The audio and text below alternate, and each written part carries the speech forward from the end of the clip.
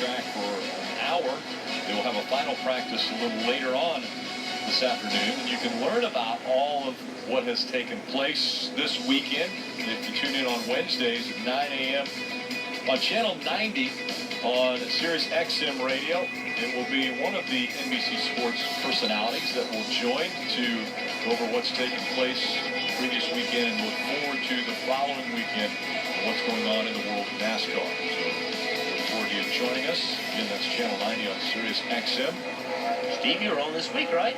I was. I got to join Pete and Mike on Wednesday. We talked about Daytona, the season coming up, the season we've seen so far. It was fun to, it's always fun to get on that show. They got a great fan base, and get on there and just debate topics is always a blast.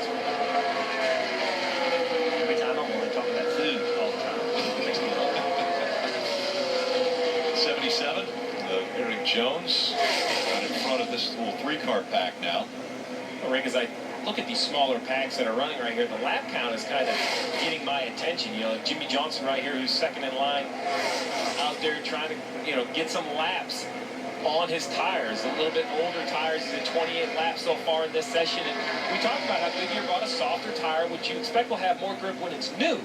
But Jeff, as that tire ages, now 28 laps for Jimmy Johnson completing 29, that older tire, the more grip you have when you start, normally the quicker the grip goes away. And that grip goes away, the handling goes away. That makes the car, if you're loose, it makes you that much looser. And we've seen in the past, the last several years here, cars aerodynamically get underneath another car, the air gets sucked off of them, and around they go, they spin out. We've seen it with Junior, we've seen it with Jimmy Johnson.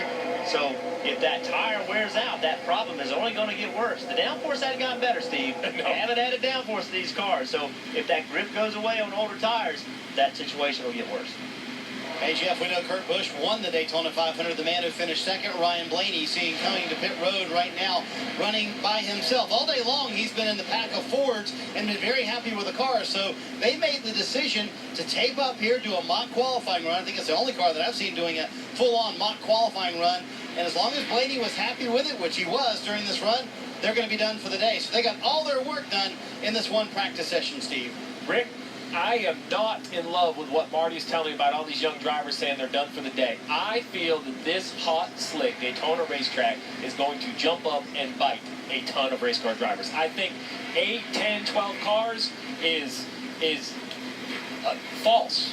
Running 10th in the pack, thinking your car drives, doesn't matter, because you're at some point going to be 25th in the pack or 30th in the pack. What I have learned from Jeff Gordon and Dale Jr., two very talented restrictor plate racers, is that veteran, that experience of what the big pack gets like is going to really pay off. And when I hear someone like Ryan Blaney, I know he's a very talented race car driver, but not a lot of restrictor plate races at the Cup level. I'm a little concerned that they're all ready to hang it up. I know it's a risk, but Jeff, you got to come down here prepared to run two cars. You got to have a good backup car. I disagree with all of these teams hanging it up early. Handling's going to matter. I'm convinced that handling's going to matter. How your car drives is going to make a difference. The problem is, if you want to run in a pack, no one else does. So we saw in the Xfinity Series what other people do impacts your plan as well. So even right now, if you wanted to go run in a big pack, there is no big pack to run in. And we've seen at plate races the opportunities are going to become more limited. So how many cars are going to go out of that second group? You may only see 30 cars take time, and then you may never see a big pack. So even if you want to, the opportunity may never present itself. Daytona 500 winner Kurt Busch, the veteran, is out there on the track. We saw earlier the 48 of Jimmy Johnson was actually running with a couple other cars, which is rare for Chad Knaus and Jimmy Johnson to do at restrictor plate tracks. And as you mentioned, the reason that they didn't like to run around any other cars was what happened in the Xfinity Series practice earlier, where Cole Custer was riding along, single file, plenty of room, but Spencer Gallagher blew a tire, and they ended up getting, and both cars had to go to backups. But we saw a change in the strategy around the 48 car a couple years ago, Steve, a year and a half ago, where they started having trouble with him. And they started, they come off their forward, spin out all by themselves. And at that point, it was like, hold on, time out. We got to change our strategy. We've got to start working on our cars with bigger packs because handling started to become an issue. It was not an issue for a while. Handling was no big deal at Daytona and Talladega. But as this racetrack has aged since they repaved it, now that grip's starting to go away again. It's starting to get slick, and handling is starting to matter. So the 48 shifted their strategy because the track conditions had changed. Well, Well, Jeff, you talk about the risk. Well, it didn't take long today for us to see the risk. We're 4 minutes right here in the Xfinity practice. Only 2 or 3 laps in, and you see right here the 23 of Spencer Gallagher goes to the bottom. He knows he has a left rear tire going down. As he slides up, he catches the 0-0 of Custer, 2 damaged race cars, and that's fear. That's everyone's fear. Now, luckily, there was only 2 cars involved. That would have been a tight pack. There could have been 6, 8, or 10 cars involved. But the problem is, tomorrow night for the Xfinity guys and Saturday night for the Cup guys, you cannot avoid it. You cannot avoid the pack. You cannot avoid the runs. You cannot protect yourself. So I feel that over time, Jeff, we've seen the aggressive driving get earlier and earlier in the race. I think it's time for that aggressive driving to get earlier and earlier in the weekend.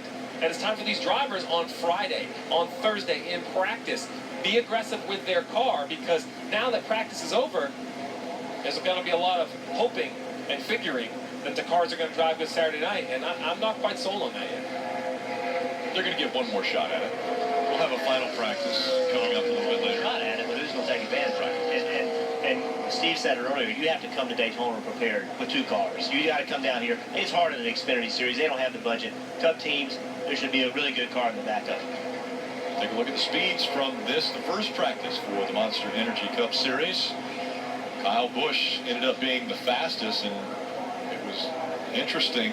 Kyle Busch, as far as Toyotas go, was way faster than the second Toyota, which was Denny Hamlin, who's down here in 13th.